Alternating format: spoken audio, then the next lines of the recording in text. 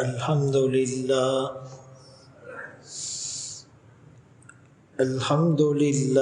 وکفى والصلاة والسلام على من لا نبی بعد اما بعد فاعوذ باللہ من الشیطان الرجیم بسم اللہ الرحمن الرحیم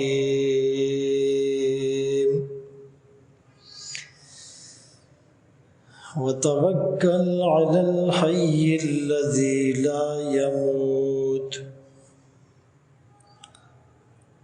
وقال النبی صلی اللہ علیہ وسلم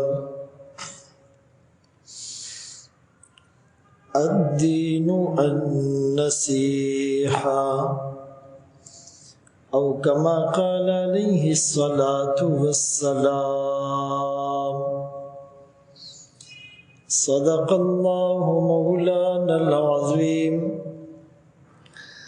وصدق رسوله النبی الأمی الهاشمی المدنی الکریم ونحن على ذلك لمن الشاهدين والشاكرين والحمد لله رب العالمين.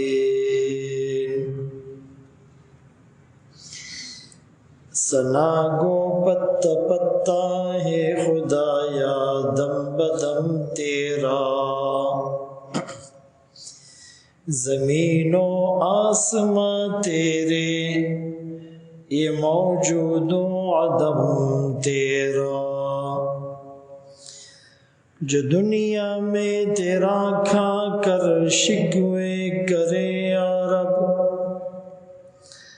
تعجب ہے کہ اس پر بھی ہو لطف و کرم تیرا،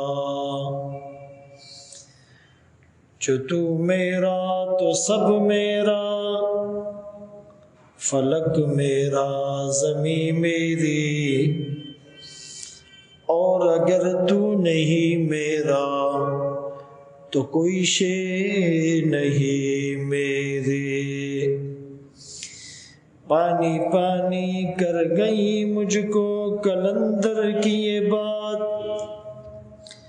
تو جھکا جب غیر کے آگے نہ تن تیرا نہ من، اپنے من میں ڈوب کر پا جا سراغ زندگی، تو میرا نہیں بنتا نہ بن اپنا تو بن. واجب الاحترام عزیزان گرامی، آپ کے سامنے قرآن کریم فرقان مجید کی ایک آیت کریمہ تلاوت کی، اور سرکار دو عالم تاجدار مدینہ محمد مصطفیٰ احمد مجتبیٰ صلی اللہ علیہ وسلم کی حدیث مبارکہ پیش کی. اس آیت کریمہ اور حدیث مبارکہ میں توکل کی اہمیت کو بتایا جا رہا ہے. توکل کہتے ہیں اللہ کی ذات پر بھروسہ کرنا. اس آیت کریمہ میں وَتَوَكَّلْ عَلَى الْحَيِّ الَّذِي لَا يَمُوتُ، کہ توکل کرو اس ہمیشہ زندہ رہنے والی ذات پر جس کو کبھی موت نہیں آئے گی. فَإِذَا عَزَمْتَ فَتَوَكَّلْ عَلَى اللَّهِ، اس میں اشارہ کیا کہ توکل ہاتھ پر ہاتھ رکھنے کا نام نہیں، بلکہ اسباب اختیار کر کے اپنے ارادے کو عملی جامہ پہنا کر پھر اس کا نتیجہ اللہ کی ذات پر چھوڑ دینا. فَإِذَا عَزَمْتَ فَتَوَكَّلْ، جب تم پکا ارادہ کر لو تو پھر توکل بھی کرو. اس دنیا کو جو اللہ نے بنایا اور اس دنیا میں اللہ کریم نے انسانوں کو بسایا، اور سب سے پہلے انسان آدم علیہ السلام کو پیدا کیا، تو اسی وقت سے انسان کو اسباب کے ساتھ جوڑ دیا.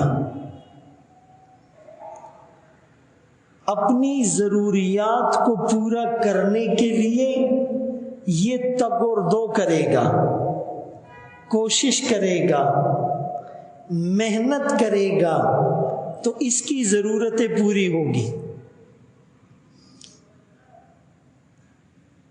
اللہ نے دنیا کو دارالاسباب بنایا، ہاں جنت کو بغیر اسباب کے اللہ نے بنایا.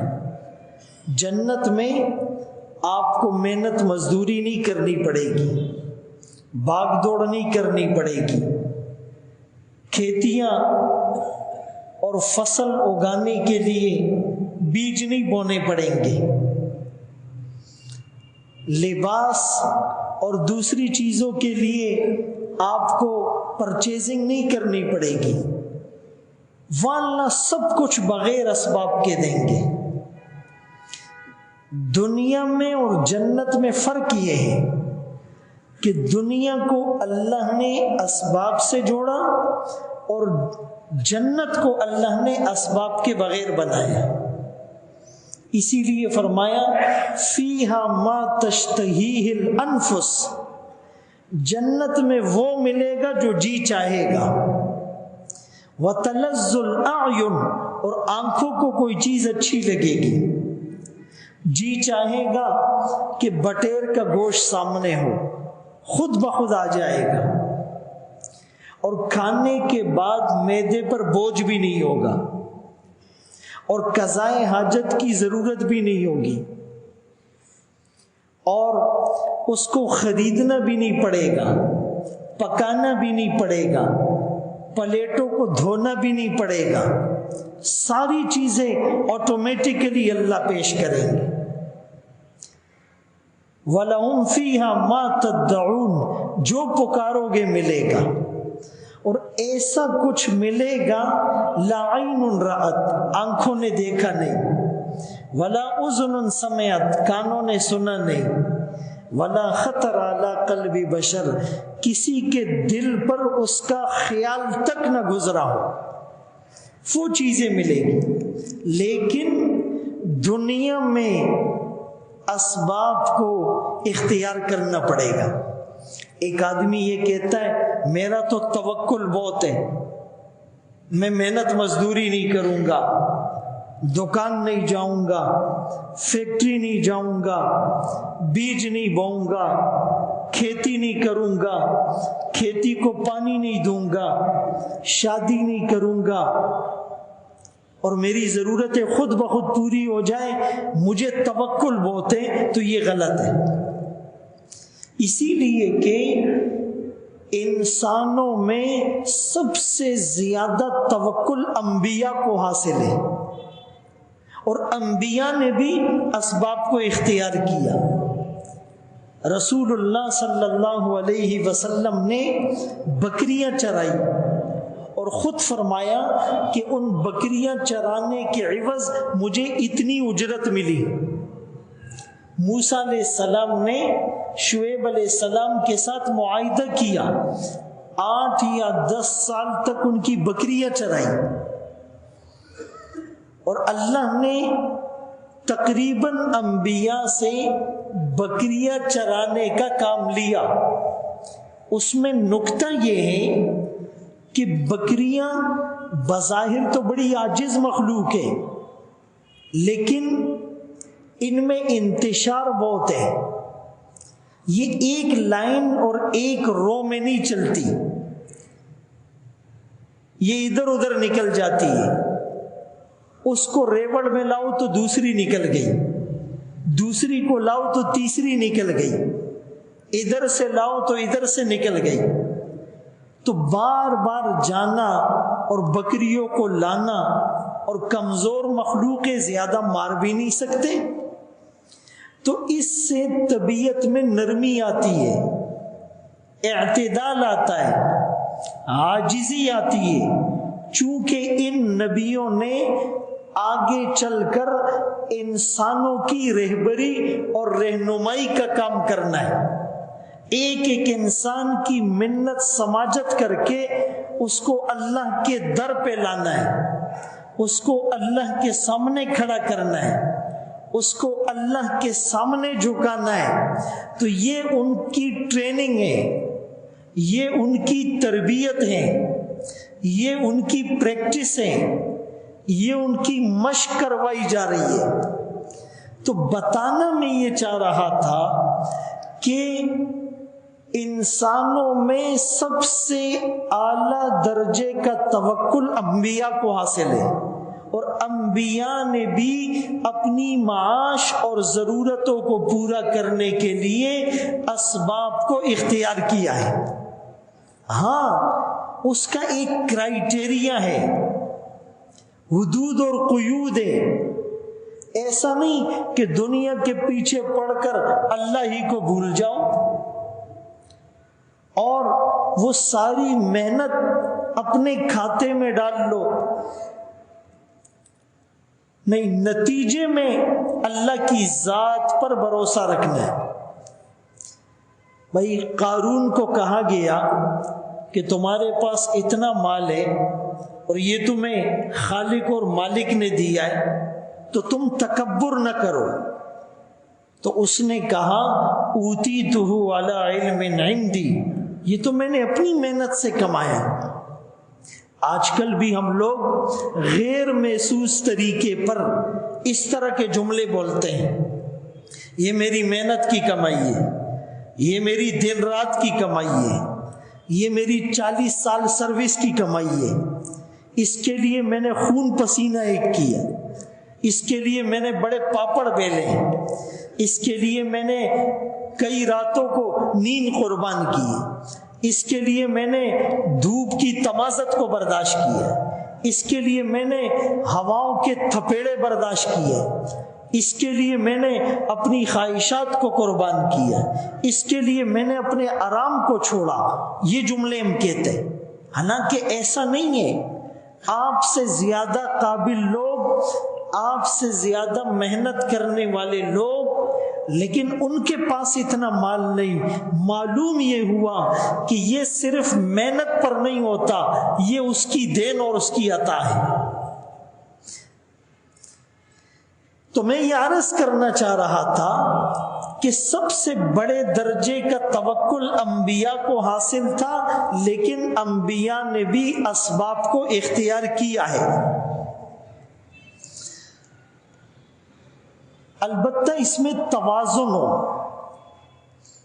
کچھ لوگ کہتے جی معیشت کے بغیر گاڑی کیسے چلے گی، دکان بند ہوگی تو نظام کیسے چلے گا؟ ایسا نہیں ہے۔ اور کچھ لوگ کہتے نہیں کچھ کرنا ہی نہیں ہے، توازن ہو۔ رسول اللہ صلی اللہ علیہ وسلم کی خدمت میں کبھی کوئی مستحق آتا، آپ دیکھتے واقعی مستحق ہے، معذور ہے، کام کاج کے قابل نہیں ہے، آپ اس کی مدد فرماتے۔ لیکن اگر کوئی آدمی آتا صحت مند ہے، جوان ہے، مزدوری کے قابل ہے، آپ اس کو پیسے نہیں دیتے، آپ اس کو کہتے محنت مزدوری کرو، خود کماؤ۔ ایک شخص آتا ہے اور کہتا ہے جی ضرورت مند ہوں، آپ نے فرمایا تم صحت مند ہو، مزدوری کرو، کاروبار کرو۔ اس نے کہا میرے پاس کچھ نہیں۔ آپ نے فرمایا کچھ بھی نہیں؟ کہا گھر میں ایک لکڑی کا پیالہ ہے۔ آپ نے فرمایا وہ لے آؤ۔ وہ لے کر آیا۔ آپ نے پوچھا یہ لکڑی کا پیالہ کون خریدے گا؟ ایک صحابی نے کہا میں 1 درہم میں خریدوں گا، آپ نے کہا کوئی اور، دوسرے نے کہا میں 1.5 درہم میں خریدوں گا، آپ نے پوچھا کوئی اور، ایک نے کہا میں 2 درہم میں خریدوں گا، آپ نے وہ پیالہ اس کو بیچا، اس آدمی کا 2 درہم لے کر اس کو دیے، کہا جاؤ کلہاڑی کا پھل لے کر آؤ جو لوہے کا ہوتا ہے، وہ خرید کر لایا، آپ نے اپنے ہاتھ سے لکڑی کا دستہ اس میں لگایا، کہا جنگل جاؤ لکڑیاں کاٹ کر بیچو اور کچھ دن بعد میرے پاس آنا۔ وہ چلا گیا، کچھ دن بعد آیا، آپ نے پوچھا کیا حالات ہیں؟ کہنے لگا گھر میں کھجورے بھی ہیں اور گھر میں گندم بھی ہے اور تھوڑے سے برتن بھی ہیں، ضرورت پوری ہو رہی ہے۔ آپ نے پوچھا یہ حالت بہتر ہے یا وہ والی بہتر تھی؟ تو یہ توکل کے معنی کو ہم سمجھیں۔ ایک مہمان آتا ہے تو اللہ کے رسول صلی اللہ علیہ وسلم کی عادت تھی جب کوئی دور سے مہمان آتا تو آپ پوچھتے بھائی کہاں سے آئے ہو؟ فلاں جگہ سے آئے ہو۔ کس پر آئے ہو؟ سواری پر آئے ہو۔ سواری کہاں کھڑی کی؟ یعنی آج کل کے زمانے میں گاڑی کہاں پر پارک کی، یہ بھی ایک مسئلہ ہے۔ لوگ غلط جگہ پر گاڑی پارک کرتے ہیں، گھر کے سامنے پارک کرتے ہیں، مسجد کے دروازے پر پارک کر دیتے ہیں، کسی کی دکان کے سامنے پارک کر دیتے ہیں، مین روڈ پر گاڑی پارک کر دیتے ہیں، یہ بھی ایک گناہ ہے۔ اور روڈ کو پارکنگ بنا کر اس کی فیس بھی لیتے ہیں، یہ بھی حلال نہیں ہے۔ یہ روڈ گورنمنٹ کا ہے، اس پر عوام کا حق ہے، گاڑی چلانے کا حق ہے، پارکنگ کا حق نہیں ہے۔ اس طرح کے ڈھیر سارے گناہوں کو تو ہم گناہ ہی نہیں سمجھتے۔ گھر بناتے ہوئے 2 فٹ گھر کی دیوار آگے کر دینا، یہ اجتماعی گناہ ہے۔ اس راستے پر ساری عوام کا حق تھا جس پر آپ نے ڈاکہ مارا ہے، آپ سے پوچھ ہوگی۔ ایک ہے کسی کی ذاتی جگہ کو قبضہ کرنا، وہ چھوٹا گناہ ہے۔ ایک ہے پوری عوام کی، ریاست کی اجتماعی جگہ کو قبضہ کرنا، یہ بڑا گناہ ہے۔ تو آپ صلی اللہ علیہ وسلم پوچھتے سواری کو کہاں باندھا ہے؟ صحیح جگہ پر باندھا یا نہیں؟ پھر آپ پوچھتے کہ بھائی اس کو کھانا کون کھلائے گا، اس کی رہائش کا انتظام کون کرے گا؟ تو آپ نے اس مہمان سے پوچھا کہاں سے آئے ہو؟ فلاں جگہ سے۔ کس پر آئے ہو؟ سواری پر آیا ہو۔ کہا سواری کو صحیح طریقے سے باندھ لیا، اونٹ یا جانور؟ اس نے کہا نہیں میں نے تو باندھا نہیں ہے، توکل کر کے آیا ہوں، کھلا چھوڑ کر آیا ہوں۔ کوئی جو ہے اپنی گاڑی کو لاک نہ کرے اور چابی بھی اس میں رہنے دے اور کہے جی بس مجھے اللہ کی ذات پر توکل ہے۔ تو اس نے کہا میں نے سواری کو باندھا نہیں ہے، میں توکل کر کے کھلا چھوڑ آیا ہوں۔ آپ نے فرمایا جاؤ پہلے اس کو باندھو محفوظ جگہ پر، پھر اللہ پر توکل کرو، یہ توکل نہیں ہے۔ تو ہم دینی معاملات میں اعتدال اور توازن کے ساتھ چلیں، اپنی عقل اور لوجک کو استعمال نہ کریں۔ رسول اللہ صلی اللہ علیہ وسلم ایک مرتبہ سفر میں ہے، نجد ایک علاقہ ہے، اس کے اطراف میں سفر تھا، تو دوپہر کو قیلولے اور آرام کے لیے صحابہ لیٹ گئے۔ آپ تھوڑا سا ہٹ کر ایک درخت کے نیچے لیٹے اور اپنی تلوار کو لٹکا لیا۔ تو جب آپ کی آنکھ لگ گئی تو ایک دیہاتی کہیں سے آیا اور اس نے آقا کی تلوار کو پکڑا اور آقا کے سرہانے کھڑے ہو کر زور سے کہا اب تمہیں مجھ سے کون بچائے گا؟ آقا کی جب آنکھ کھلی تو آقا مسکرائے، اطمینان کے ساتھ اللہ کی ذات پر توکل کے ساتھ کہا اللہ بچائے گا۔ اس نے کہا کون بچائے گا؟ کہا اللہ بچائے گا۔ اب جب اللہ کے رسول صلی اللہ علیہ وسلم نے اللہ کا نام لیا، یعنی عام آدمی بھی اعتماد کے ساتھ دل کی گہرائی سے اللہ کا نام لے، اس کا اثر ہوتا ہے، دشمنوں پر لرزہ طاری ہو جاتا ہے، ہیبت بیٹھ جاتی ہے، ان پہ کپ کپی طاری ہو جاتی ہے، ان کے اوسان خطا ہو جاتے۔ یہ مجاہدین جب جہاد میں نعرہ تکبیر اللہ اکبر لگاتے ہیں تو دشمن کا دل لرزہ اور ریزہ ریزہ ہو جاتا ہے۔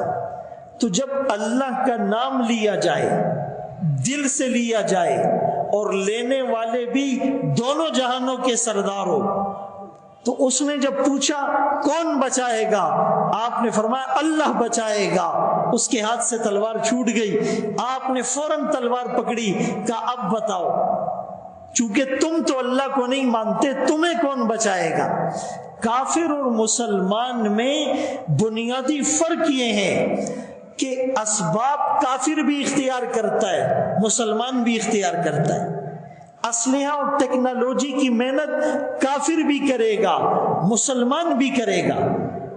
وَأَعِدُّوا لَهُم مَّا اسْتَطَعْتُم مِّن قُوَّةٍ، اللہ قرآن میں فرماتے ہیں کافروں کے خلاف اپنی قوت کو جمع کرو، تیار کرو۔ قوت کا لفظ کہا، تلوار کا نہیں، کہ جس زمانے میں کافر کے پاس جو ٹیکنالوجی ہوگی تم بھی اس کے مقابلے کی ٹیکنالوجی لاؤ۔ پہلے ان کے پاس تلوار تھی تو یہاں بھی تلوار، پھر ان کے پاس بندوق تو یہاں بھی بندوق، وہاں پر ٹینک تو یہاں بھی ٹینک، وہاں پر میزائل تو یہاں بھی میزائل، وہاں پر جیٹ طیارے تو یہاں بھی جیٹ طیارے، وہاں پر اگر ایٹم بم تو یہاں بھی ایٹم بم۔ یہ شریعت کا حکم ہے، ٹیکنالوجی حاصل کرنا ضروری ہے کافر پر اپنی داغ بیٹھانے کے لیے۔ لیکن فرق کہاں آتا ہے؟ فرق یہاں آتا ہے کہ کافر کی ٹوٹل نظر، اس کا فوکس اور اس کا کنسنٹریشن اسی ٹیکنالوجی پر ہوتا ہے، اور مسلمان کی اصل نظر اللہ کی ذات پر ہوتی ہے۔ مسلمان کہتا ہے اللہ کی مدد ہوگی تو ٹیکنالوجی کام آئے گی، اللہ کی مدد نہیں ہوگی تو ٹیکنالوجی بھی کچھ کام نہیں آئے گی۔ ابھی ہمارے پڑوس میں ہی افغانستان میں پوری دنیا کا کفر، سپر پاور، ٹیکنالوجی کا بے تاج بادشاہ پوری قوت کے ساتھ آیا، اور دوسری طرف مجاہدین کے پاس معمولی درجے کا اسلحہ، ان کے مقابلے کی ٹیکنالوجی نہیں تھی، لیکن نظر اللہ کی ذات پر تھی تو اللہ نے فتح کر کے دکھائی۔ اسی لیے مسلمان اور کافر میں یہاں پر ایک بارڈر ہے کہ اس کی ٹوٹل نگاہ اسی اسلحے پر، اور مسلمان کی نظر اس وقت اللہ کی ذات پر ہوتی۔ تو رسول اللہ صلی اللہ علیہ وسلم نے جب یوں کہا اللہ بچائے گا، اس کے ہاتھ سے تلوار چھوٹی، گری، آقا نے فوراً اٹھا کر کہا بتا تجھے کون بچائے گا؟ اس کے پاس تو اللہ نہیں تھا۔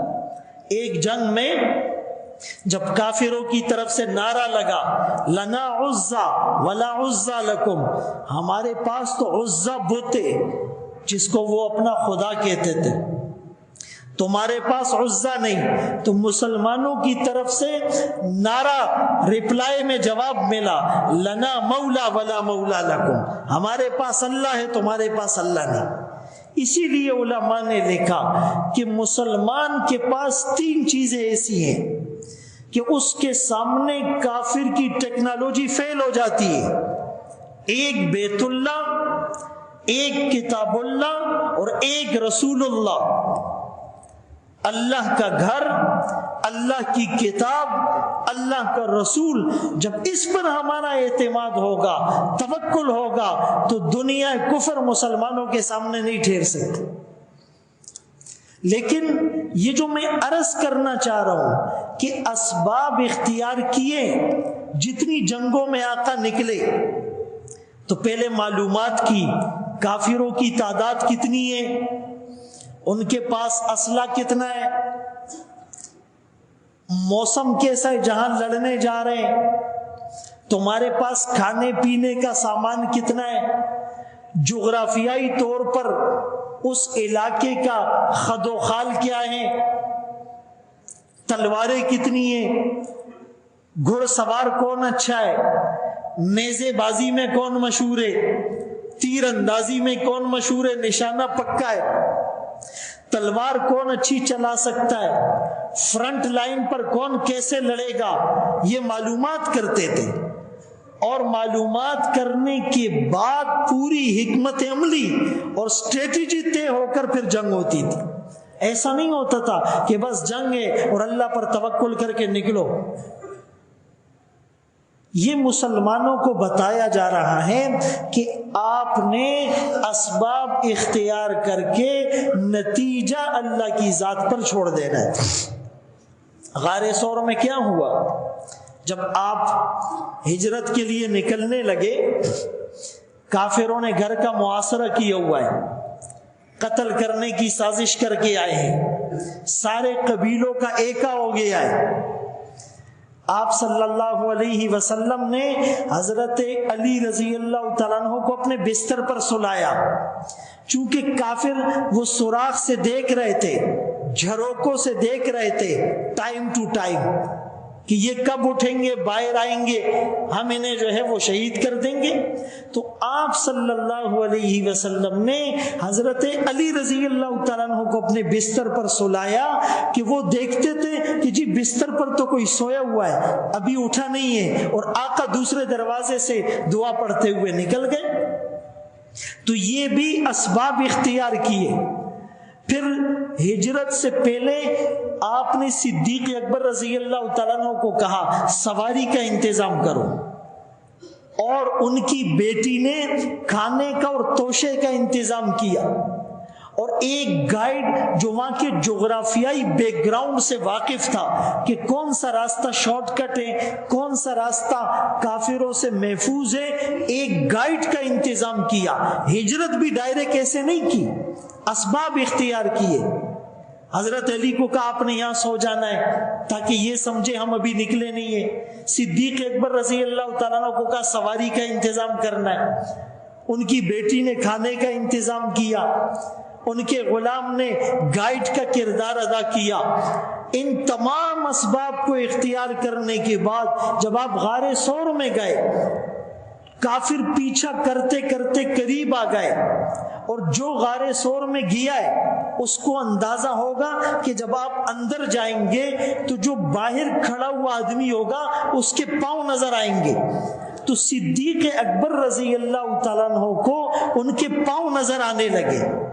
تو فکر مند ہو گئے.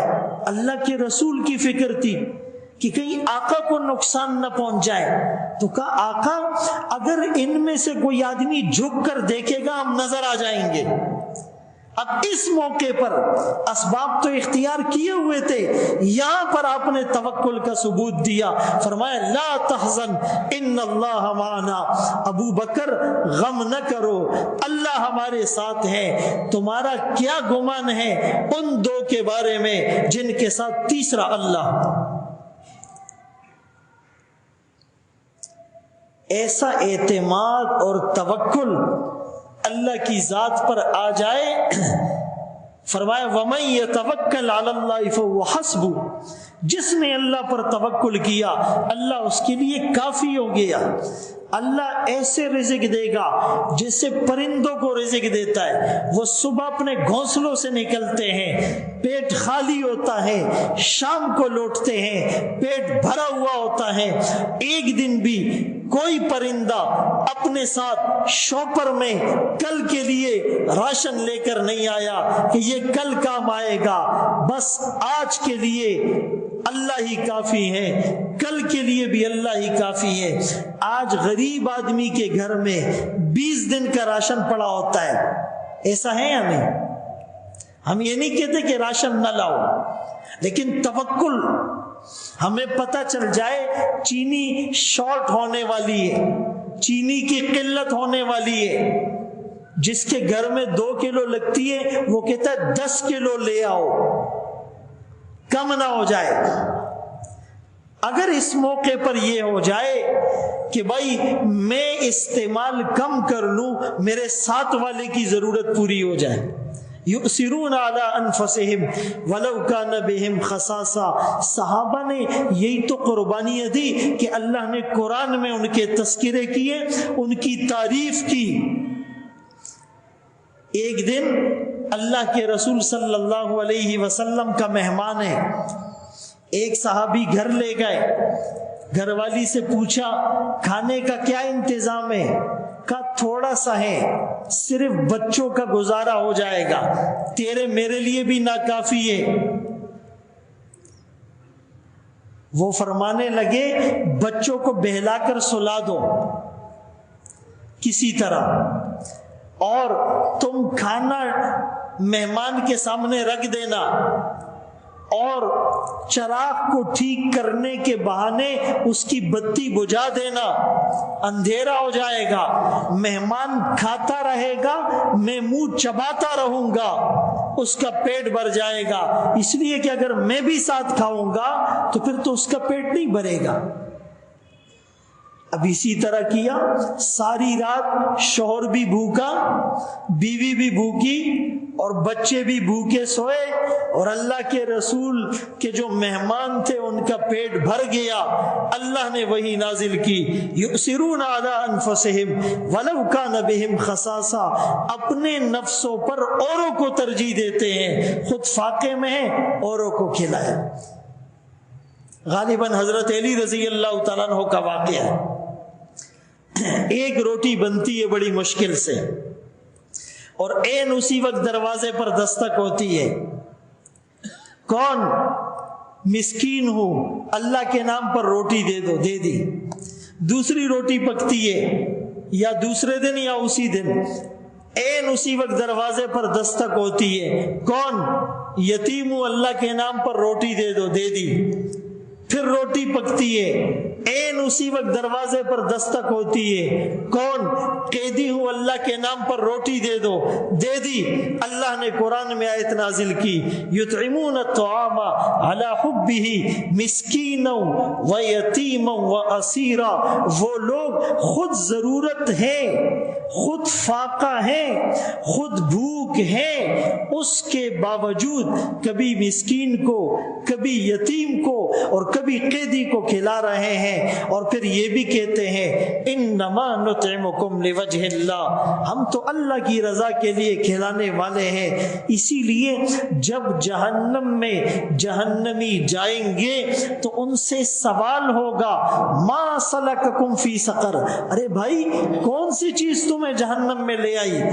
ظاہر سی بات ہے، شراب پینا، زنا کرنا، قتل کرنا، رشوت لینا، سود کا لین دین کرنا، ملاوٹ کرنا، جھوٹی قسمیں کھانا، عیب چھپا کر مال بیچنا، حسد کرنا، بغض کرنا، بدنظری کرنا، یہ بہت ساری چیزیں جہنم میں لے جانے کا سبب بنتی ہیں۔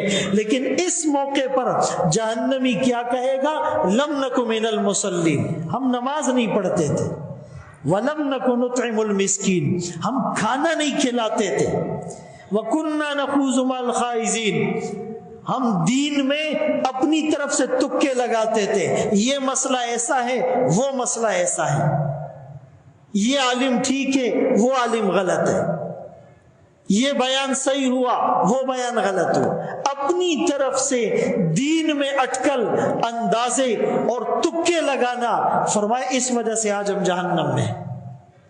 تو عرض کرنے کا مقصد یہ ہے کہ رسول اللہ صلی اللہ علیہ وسلم نے ایسے موقع پر توکل کی مثال دی، جب منافقین مسلمانوں کو ڈراتے تھے، ارے تم جو جنگ کرنے جا رہے ہو کافروں کی تعداد بہت ہے، ان کے پاس اسلحہ بہت ہے، ان کے پاس ایڈوانس ٹیکنالوجی ہے، ان کے پاس اکوپمنٹ زیادہ ہے، تم نہیں لڑ سکتے، تم ہار جاؤ گے، تمہارے حوصلے پست کرنے کے لیے جب وہ یہ باتیں کریں گے، صحابہ سے بھی جب ایسے کہا گیا فزادہم ایمانا، ان کے حوصلے پست نہیں ہوئے اور بلند ہوئے، ایمان کا لیول بڑھا اور کہنے لگے حسبنا اللہ ونعم الوکیل، اللہ ہمارے لیے کافی اور بہترین وکیل اور کارساز ہے۔ یہی جملہ ابراہیم علیہ السلام کو آگ میں ڈالا جا رہا ہے، اس موقع پر آگ میں گرنے سے پہلے ابراہیم خلیل اللہ نے جو آخری جملہ کہا تھا حسبی اللہ ونعم الوکیل، اللہ میرے لیے کافی اور بہترین کارساز ہے۔ آج بھی ہو جو ابراہیم کا ایما پیدا آگ کر سکتی ہے انداز گلستہ پیدا۔ تو میرے محترم دوستو، اللہ کی ذات پر توکل کیسے آئے گا؟ جب زیادہ وقت مسجد میں گزرے گا، جب زیادہ وقت مدرسے میں گزرے گا، جب زیادہ وقت خانقاہوں میں گزرے گا، جب زیادہ وقت تبلیغ میں گزرے گا، جب زیادہ وقت جہاد میں گزرے گا، جب زیادہ وقت اللہ کے ذکر میں گزرے گا، جب زیادہ وقت قرآن کے درسوں میں گزرے گا، جب زیادہ وقت حدیث سننے میں گزرے گا، جب زیادہ وقت مسنون دعائیں پڑھنے میں گزرے گا، جب زیادہ وقت خانقاہوں میں گزرے گا، جب زیادہ وقت اللہ والوں کی صحبت میں گزرے گا، جب زیادہ وقت دینی کتابیں پڑھنے پڑھانے میں گزرے گا، تب یہ آئے گا۔ اگر ہم فیس بک گوگل پر اپنی ساری توانائیاں اور سارے قیمتی اوقات لگا دیں گے، پھر توکل نہیں بڑھے گا۔ ہر وقت یہ ڈر آئے گا کہ بھائی مہنگائی ہو گئی تو مر جاؤ گے، اور دشمن نے حملہ کر دیا تو مٹ جاؤ گے، اور یہ دکان اگر جلدی بند کی تو پھر تو جو ہے گھر کا نظام نہیں چلے گا۔ میں نے پچھلے جمعے بھی کہا تھا، جمعے کے دن پہلی اذان کے بعد کاروبار کرنا حرام ہے۔ آپ ذرا اگلے جمعے کو غور کریں، جمعے کی پہلی اذانوں کے بعد دکانیں کھلی ہوئی، ہوٹل کھلے ہوئے، گاڑیاں روڈوں پر چل رہی ہے، پتہ نہیں چلتا جمعے کا دن ہے۔ مسلمانوں کے لیے عید کی طرح ویلیویبل دن ہے۔ اس دن کو اللہ نے عبادت کے لیے خاص کیا۔ یہودیوں کا مذہبی دن ہفتہ تھا، وہاں ہفتے کو سناٹا ہوتا ہے۔ عیسائیوں کا مذہبی عبادت کا دن اتوار تھا، اتوار کو سناٹا ہوتا ہے۔ لیکن مسلمانوں کا مذہبی دن جمعہ تھا، جمعے کی بہترین عبادت اور نماز تھی، لیکن ایسا ماحول ڈیزائن کیا گیا کہ پتہ ہی نہیں چلتا مسلمانوں کی عبادت کا دن۔ مسجدوں کے اطراف میں دکانیں کھلی ہوئی ہیں، اور یہ مسئلہ پھر میں بتا رہا ہوں، جمعے کے دن جمعے کی پہلی اذان کے بعد کاروبار حرام ہے۔ فَاسْعَوْا إِلَىٰ ذِكْرِ اللَّهِ وَذَرُوا الْبَيْعَ، 28واں پارہ سورۃ الجمعہ، امر کے صیغے استعمال کیے گئے۔ دوڑ لگاؤ اللہ کے ذکر اور نماز کی طرف، بھاگو، چھوڑ دو خرید اور فروخت کو، یہ تمہارے لیے بہتر ہے اگر تم جانتے ہو۔ توکل تو اسی کا نام ہے۔ اذان ہو گئی، اب آپ نے کسٹمر کو کہنا ہے بھیا جمعے کے علاوہ اذان کی بات بھی ہے، آپ انتظار کر لیں، میں نماز پڑھ کے آتا ہوں۔ بھائی بیت اللہ میں ہم طواف کرتے ہیں، کتنی بڑی عبادت ہے، کتنی بڑھیا عبادت ہے، لیکن جب نماز کا وقت ہوتا ہے طواف ہوتا ہے؟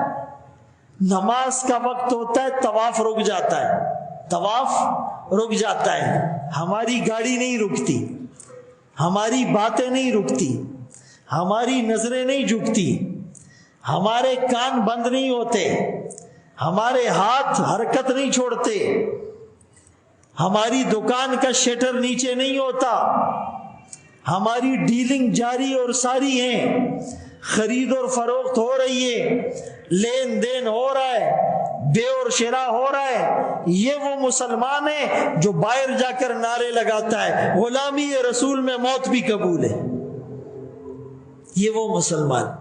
تو میرے محترم دوستو، بھائیو، بزرگوں، کہنے کا مقصد یہ ہے، ہم توکل کے معنی کو بھی سمجھے، اللہ کی ذات پر ہمارا پورا اعتماد، پورا بھروسہ ہو۔ اللہ تعالیٰ ہم سب کو ان باتوں پر عمل کی توفیق نصیب فرمائے۔ وآخر دعوانا الحمد للہ رب العالمین۔